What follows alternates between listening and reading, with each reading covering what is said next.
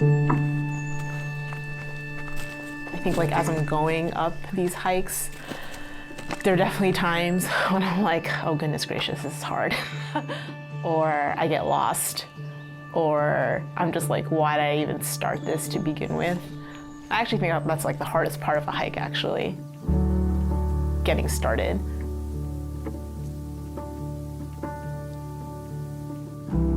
I went on a one-year missions trip back in 2014 to 2015. I was just like leading a prayer meeting with some of the leaders of our church there, and we were praying for the nation. I don't know, just like it felt like a wake-up call. There was this moment when, when we sing those songs like "Break my heart for what breaks yours" and like "You're so worthy of like all of this" and blah blah blah, like "Take my life," like all that stuff like kind of became more of a reality, and I was like, how can I not serve this country, right? And I feel like God just like expanded my heart for that nation and for like the lost people there. Yeah, I don't know. It's one of those things where God has like put it on my heart and I just like don't know how to let it go.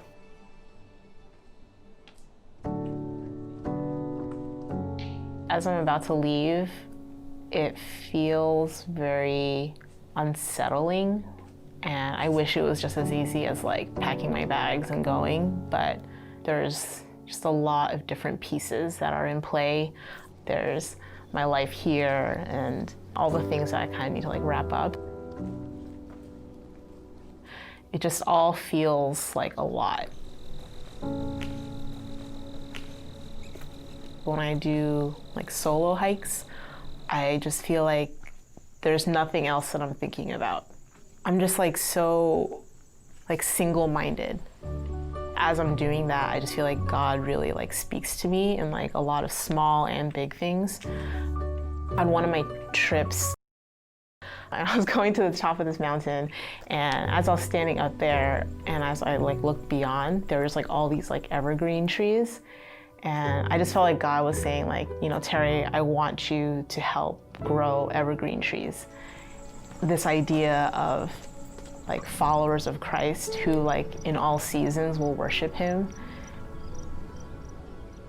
I think when I think about my relationship with God, I'm like, how can it be okay that people don't know him, And how can it be okay that like I just sit back and do nothing?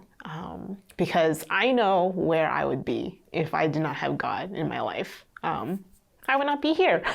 Like I feel like I would like literally not be on this earth.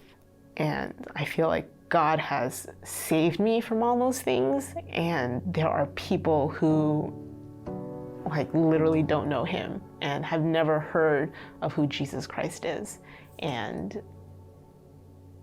yeah, I think that makes it worth it all,